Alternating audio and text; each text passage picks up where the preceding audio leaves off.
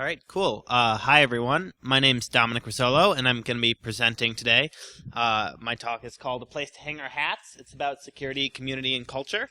And feel free to tweet at me. I don't really check my Twitter, but if you want to insult me and feel better about yourself or leave any kind of feedback or tell me how cute I look in my corporate chill shirt, you can let me know on there. I'm at not Domenic. So let's get started, because these things tend to run kind of long. So a little bit of disclosure first. As I said, I'm a corporate shill. I work at Duo Security out of Ann Arbor, Michigan, so everything I'm saying is lies, and you can't take anything seriously because I'm trying to sell you something all the time. I'm actually an intern. I'm only 21. This is my first ever con, visiting or speaking. It's my first time to Vegas, being 21. Yeah, it's been pretty exciting. I was hoping not to have a hangover moment this morning and end up in the middle of the desert. But I'm here, so very happy to be here. And I go to University of Michigan, so I am a third-year computer science student there. So a little bit of background on myself. I am kind of a noob, I'm going to be honest. The first time I used the internet was in 1999 to get onto neopets.com, a cool website my sister showed me, where you could play with toy animals online. So I'm not really an old school BBS guy. I never fiddled with a modem. So I come in with a very unique perspective. And what I want to bring to B-Sides is kind of a talk about what security, community, and culture look like to somebody who's completely an outsider. You know, somebody who didn't know what frack was until their boss berated them for a half hour over lunch about not knowing what frack was. So that's the kind of experience I kind of wanted to bring to this con. And kind of, you know, it's easy to say, like, oh, kids these days don't know what they're talking about, or script kiddies don't know what they're doing. And so I kind of took some time to figure out, you know, what has been going on in the past 15, 20 years in the security community.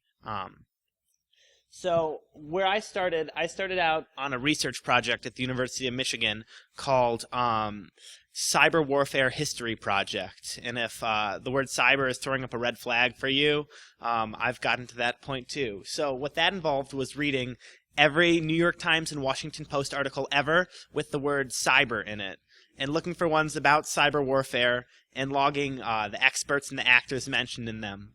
So that was very interesting. It went back actually all the way to the 70s, and you know, you have all this ridiculous stuff in there that, you know, I would never think to speak on as an authority now, you know, because it's so untrue and it's so exaggerated by the media. But it was really interesting and kind of got my interest piqued in kind of the InfoSec community in general. And so I've kind of moved on. I'm kind of a noob expert now, so I'm like elite noob. So I know all about logic bombs. I'm a pretty smart dude. But I think it's really interesting. So if you're looking at all the media reporting on the InfoSec community, kind of up to the 90s and the early 2000s, before people realized how much money they could make off the security community, and, you know, Forbes started talking about every data breach. It was kind of this idea of the lone wolf hacker or the group that's hacking, you know, and they're going to take down the entire internet, and they're going to bunk May East and May West, and then we're all going to die in flames, you know. So reading this kind of stuff as a total outsider, you kind of think this is true, and you do get scared and you do get spooked, and it's so ridiculous now at this point thinking about that. But if we take a look at the narrative here, we're kind of like, okay, yeah, sure, that's totally accurate. No one thinks that's inaccurate. So I wrote up a little algorithm on if reporting is good and if it's, you know, on InfoSec reporting. And kind of my thoughts on it are, like, we can talk a lot about the failings of the media. You know, we can talk about people who are writing articles about technology aren't tech literate. They're more interested in kind of making a fast news day than they're interested in, you know, reporting accurate facts. You know, a lot of media reporting is getting people to click on your clickbait. So you can throw out some headline that's Russian hackers have 1.2 billion passwords, and, you know, it doesn't matter if they've cracked the hash. We'll just throw that out there because that will get you scared and changing all your passwords and make you click on our link. So there's some pretty big fundamental problems with the way that hacking and hacking groups are reported on in the media. Sidebar, In this presentation, I'm going to try my best to avoid the terms that I've been told not to use. So cyber, console cowboy was one of my favorites. I thought that's what everyone called themselves, but apparently not. Authentication is not a thing. Go figure. And then cracker, just to avoid any slur confusion. So also cyber Pearl Harbor, I have to say, of everything I did doing all my research for this talk, reading about people, Leon Panetta declaring the big risk of cyber Pearl Harbor was maybe my favorite. So if we look at actual kind of groups and forces behind, I guess, driving security culture, one of the big ones that people of the time or people who came afterwards have read about or know about is LOD and MOD, right? This was all over the news. This was all over 2600 meetings and the BBS boards. This was like a big feud that apparently wasn't a feud, that, you know, people were hacking back and forth, and it kind of set off the media firestorm of, oh, look, we can say cyber conflicts are, you know, it's like gangs. Oh, they have gangs, they have names. You know, they're calling themselves after supervillains. So it became very easy to sensationalize in the media. The DOJ kind of going after young guys who were using the internet, maybe not for totally nefarious purposes, but to try to get as much information as they could, was also a precursor to kind of the craze over hacking and hackers. And then moving into the 2000s, you have groups like, you know, LulzSec and Anonymous throwing flame wars at people, taking down their websites. You have the Syrian Electronic Army. You know, you have groups like Woo Woo Loft and whichever group that you think it's egregious that I didn't talk about specifically, kind of, at least from a media perspective, epitomizing this idea that, oh, our kids are getting together and, you know, taking down websites and hurting the economy, when that actually wasn't necessarily what was always going on. So this is kind of my guiding question for the rest of the presentation, and it's, are we seeing significant changes and declines in hacker culture and the size of the hacking community? And I'm talking about, you know, not like somebody running scripts to try to steal your credit card or somebody copying a DEF CON talk to try to skim their local ATM. I'm kind of talking about people who contribute information and share information across the community. And is that community kind of decreasing, at least in the number of people who are open and totally in it just to share information? So here's my proposal that kind of growth in, oh man, excellent. Sorry guys. That growth in the security community. Yeah, as an intern, I've had about 13 different kinds of software installed on my computer and phone to make sure I don't get owned. So that's the first of many, probably. So growth in the security community has changed values and its makeups, and the growth I'm talking about specifically is corporate growth. So growth of, you know, so-called white hat or pen testing organizations. That have kind of, you know, why would you be in a hacker collective or a hacker group when you could just be in a sort of corporate group making money off of it? Growth in kind of law enforcement, you know, they're never quite ahead of the curve, but at least awareness of, you know, what they can prosecute and expanded powers of what they can prosecute. And then kind of growth in the population of the field in general has made there so many actors that there aren't really these heroic groups anymore that you see and you're like, oh, these are the big hacker groups. So people kind of don't associate with each other as much. So let's dive into that. If you think that's total bull, I'd love to hear about it. So this is a map from the Department of the Bureau, of Labor Statistics. And these are security analysts by state, except for Wyoming, because apparently there aren't computers in Wyoming anymore. So this is of May 2013 of people who self-identified as being security analysts. So as you can see, states with larger populations, and it's not surprising the distribution of people working in the security industry. So you do see, you know, not concentrations in states that have huge natural resources like Montana, Idaho, North Dakota, South Dakota, and you do see a lot in kind of these traditional, like, tech-savvy market states. And so as far as salary concerned, it's a very similar picture, right? So you're going to see a lot of people working in this InfoSec community in big states like California, Washington. You have a lot in New Mexico, Illinois, and then around the D.C. area and kind of up the tech belt on the East Coast, which is really unsurprising that the people who have, you know, the states, that have the highest mean wages for InfoSec community are the ones that are often associated with tech community in general. So kind of what I took from this is that a lot of people who are working in and around tech and have been working in and around hacking traditionally are, staying in the same areas, and they're working for companies now because, there aren't this many people making money off the InfoSec community, making this much money off the InfoSec community, instead of, hanging around on Friday nights with their friends trying to break into Ma Bell's system. Another interesting corollary is kind of the map of where the concentrations of mean incomes are the highest for InfoSec workers. Is pretty similar to some of the early ARPANET maps, right? So you have a lot of places that are focused around big research universities like Stanford, like Northwestern University of Chicago, like UVA. So all of these states that have the best people in InfoSec are also where a lot of the earliest people using computers and trying to hack into networks were. So I thought that was really interesting. It's not proof. It's just interesting. So another field of growth we've seen is the FBI.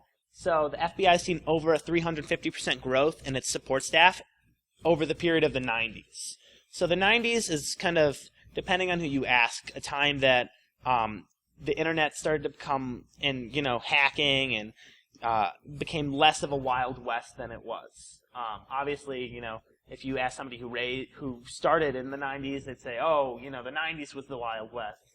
You talk to somebody who was out at MIT in the 70s, they'd say, oh, the 70s were the Wild West. But you saw significant growth in kind of the intelligence officers who are non-field. So this isn't like Mulder and Scully. These are the people sitting behind the computers supplying information. So the demand for intelligent workers who can use computers effectively has gone up, as well as kind of their resources to pursue people who are operating outside the law using those same kind of techniques. Also, the FBI during this period had very important jobs like chasing down dangerous gangs like the Juggalos, who were classified as gang by the FBI. We've also seen huge growth in the NSA over the past decade. That's General Keith Alexander. It's his personal portrait right there. But 11,000 new employees were hired over the decade plus 3 years, so that's Baker's dozen years. But the Fort Meade facility, actually, where the NSA is located, is actually now larger than the Pentagon, and the budget has doubled over that same time period. Something that was very interesting to me, too, is the number of private contracting companies has gotten much larger. It's looking at like most recent numbers, it's almost tripled since before 9/11. So you're looking around somewhere from 600 to 700 private contracting companies alone for the NSA. And I think that's interesting because, again, we're looking at companies that are hiring people who are doing InfoSec. Even if you're not specifically, doing crypto, if you're working for the NSA, you're going to need a staff of security people if you're a private contractor. And I don't think that's ever gone badly for anyone. I don't think anyone's ever had a private contractor kind of go rogue on them for the NSA. So it's a pretty profitable field. My C word is up there again. I'm sorry about that. But this is a graph of kind of what has been prosecuted or identified as cybercrime. And these are from the IC3 reports. But what I think is really interesting is if you look at the time period over which it's kind of exploded into some exponential growth. Oh yeah, cyber. That was my apology. You'll see it kind of coincides with some of the strengthening and original passing of a lot of these laws targeted at cybercrimes, right? So you have the CFAA, you have the USA Patriot Act, which was mind-blowing to figure out that that's actually an acronym. So some poor congressional intern had to come up with language to hop over to make USA Patriot an acronym, probably a pretty strong acronym. So if you kind of think about the time period in which these started to be enforced by federal judges, it's not that there's a lot more people hacking over this period. It's that suddenly, businesses are saying, hey, we can report this for a loss. Hey, we can collect insurance on this. Let's report it as a crime because, now we actually know that it's going on, too. It's not going undetected in our systems. And, yeah. So on the left is the graph of the kind of prosecutions in federal court over the CFAA Act. And a big example is kind of Guccifer on the right. So those of you that don't know, he was pretty elite. He got into some AOL email accounts associated with the Bush family. and he released some of George Bush's personal oil paintings. So this is the homie Vladimir Putin right here, in a pretty accurate depiction. So punishment, the punishment versus the rewards has kind of decreased greatly over this period of being associated with hacking in groups. So if we're kind of looking at this, we've seen a big kind of a boon of InfoSec jobs, of tools that we have. More people are relying on security infrastructure, and to be frank, a lot of people are relying on poor security infrastructure. Disclosure has become more frequent. So wouldn't we expect to see, more hacking collectives like the Loft? Wouldn't we expect to see kind of a resurgence of the hacker group as a part of the mainstream culture? So something I think that takes away from that is this idea of cybercrime. So organized crime syndicates, and even state-sponsored, have taken on a lot of hackers as assets. So big examples are coming out of Eastern Europe. I actually had a conversation with somebody out of the FBI Chicago field office, and I was asking him, what do you guys see as your biggest threats in the InfoSec community? And he's saying organized crime in Russia, because it's organized by, the Russian Eastern European oligarchy, and we can't do anything to touch them, unless they end up in Spain or a country that, will extradite them to us. So we kind of see this almost gladiatorial backing of specific hackers or hacking groups by very strong organizations. That's kind of taken down the level of, cowboys of the internet. You've also seen growth in a lot of tools that are anonymity focused, which kind of disincentivizes strong kind of open group collaboration, which seems counterintuitive, but every time a new tool comes up, it's usually less than a year before, a big gaping vulnerability is exposed. And people who have been in the realm for a while know that you really, look at LulzSec, you need one leak for your whole ship to go down. So it's very hard to build trust in the current atmosphere.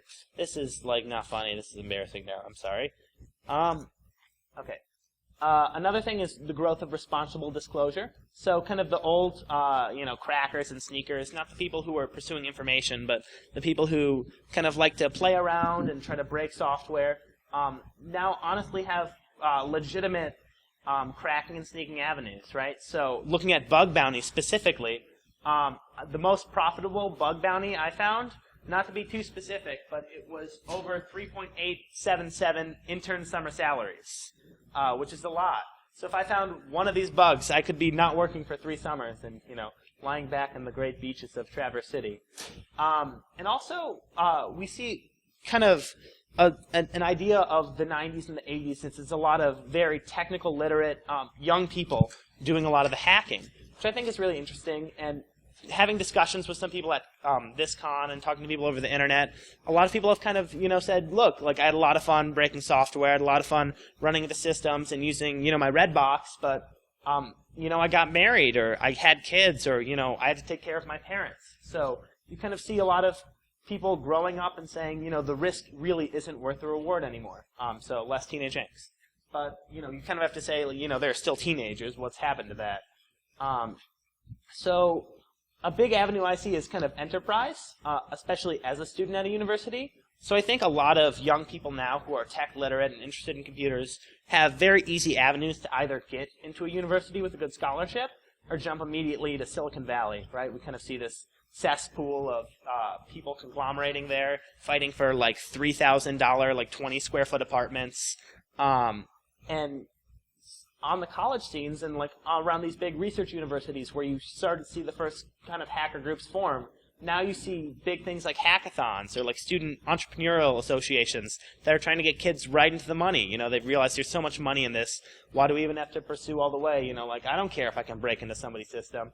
I can just start making money right away. This is a lot easier than skimming off credit cards, So I think that's a big contributor to why there's kind of, you see older audiences at a lot of these cons, walking around. There aren't a ton of young people.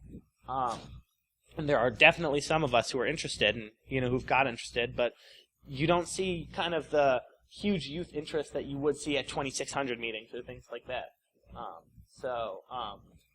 Of course, there will always be people who are very interested in trolling. This is one of my favorite examples of one of those kind of huge troll bug bounty, emails. You get, you're never going to totally get rid of the community that was originally there to bother people and to rustle jimmies and to say, hey, we're better than you, we're so elite. But I think we've seen a big decline, and I think that's a problem that we should be discussing. So just want to say thank you to a couple of my coworkers. Chris is here in the audience. Mark Stanislav's here. They're pretty awesome. And I want to also say thank you to kind of everyone here, because through interviews, through talking to people, through meeting people here at the convention, people have been very patient with me. I know, I may totally be way off in some of my assumptions. You may think I'm a huge idiot, but I haven't met anyone who's been openly adversarial, which has been really nice. No one's thrown anything at me yet.